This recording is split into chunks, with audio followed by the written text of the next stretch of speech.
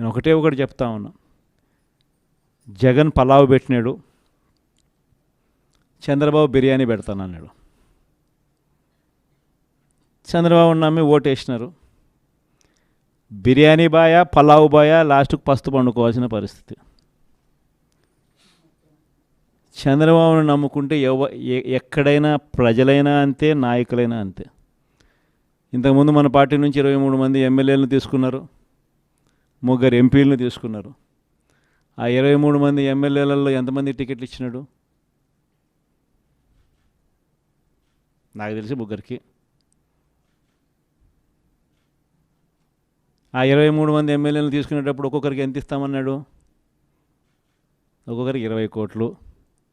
ఇచ్చింది ఎంత? అడ్వాన్సు. దాని తర్వాత వాళ్ళు ఆ పక్క పోయిన వాళ్ళు అందరూ అన్న మీ దగ్గరికి వచ్చేస్తామన్నా మేమంతా అని చెప్పి మళ్ళీ నాకు ఫోన్ చేసినారు. ప్రజల్లో ఒకసారి జారిపోయిన తర్వాత మళ్ళీ వెనక్కి వచ్చినారంటే ప్రజల్లో ఆ రెస్పెక్ట్ పోతుంది, ఆ విలువలు పోతాయి, ప్రజలు ఇచ్చే గౌరవం పోతుంది. కాబట్టి వాళ్ళని మనం కూడా తీసుకోలేకపోయినాం.